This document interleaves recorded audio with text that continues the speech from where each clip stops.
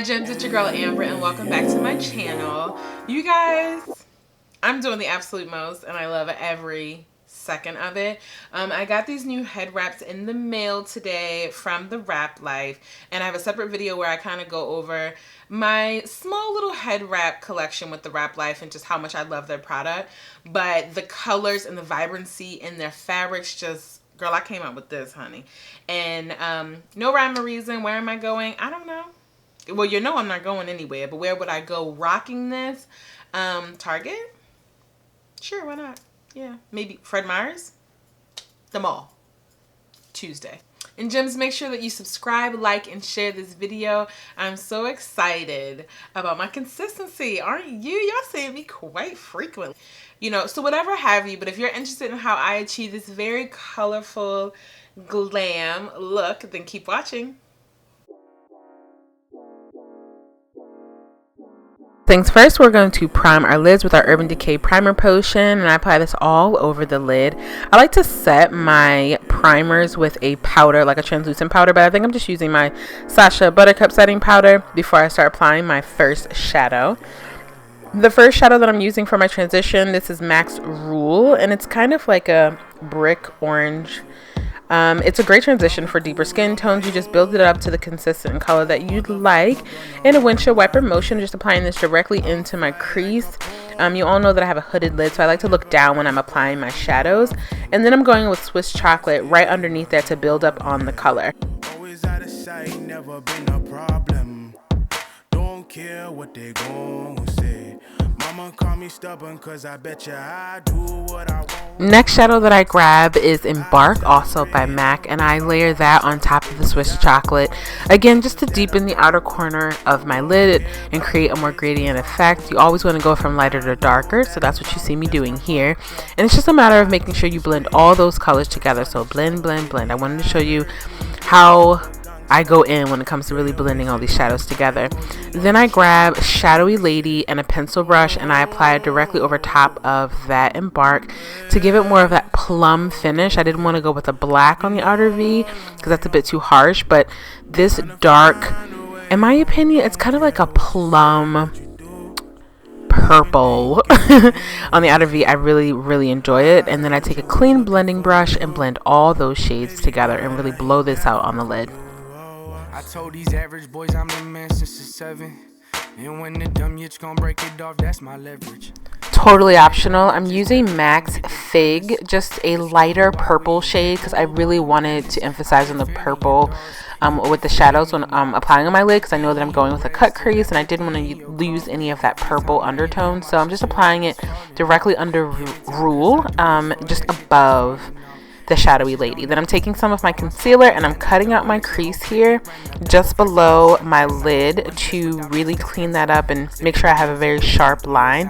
And then I'm applying NYX Vanilla Pigment directly over that, and it's kind of giving me a champagne effect, which I don't hate since I'm applying glitter anyway. And I'm just applying it directly underneath my crease, directly on top of that concealer.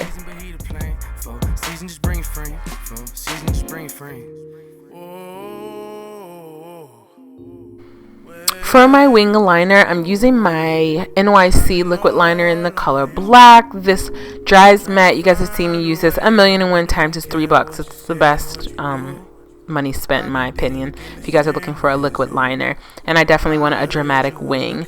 For my lashes, as I prep for my falsies, I'm using my Maybelline Falsie Push-Ups. You also know this is one of my favorite mascaras to just apply directly on the lashes, and then it just marries really well when I apply my falsies. And I'm using, these are Cocoa lashes in the shade, Lord, in the style Cocoa. Let me just stop.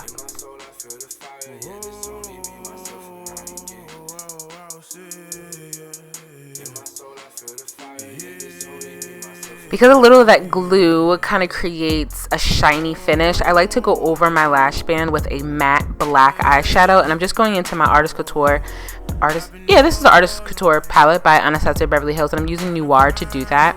And then cleaning underneath my brows with my MAC Select Cover Up in the shade NW45.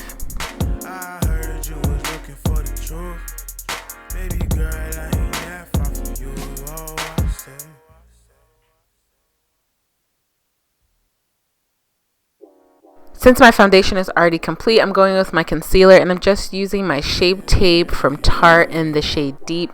It's definitely been my go-to concealer lately. It just has an amazing pigment and blends out so beautifully. And I'm blending this out with my Beauty Blender for my cream contour. I'm using my Anastasia Beverly Hills foundation stick in the shade Earth in the areas that we typically contour, so the hollows of our cheeks, the parameters of our foreheads, and for those who are feeling really funky, feel free to do that jawline and snatch that nose. Motherfucker gonna ruin my day. I'm fly like a pawn. She don't ever write, but I dream her often. I stay in my zone, yeah. Always out of sight, never been a problem. For setting powder, I'm using my Sacha Buttercup setting powder just to make sure that that concealer doesn't move throughout the day and really set in place. And then for my contour, I'm setting that powder with my Tarteist contour palette with Shayla, that collaboration.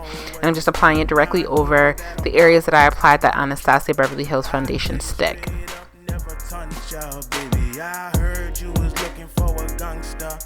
Girl, you're wasting all your time, or you know you should be mine. I said, where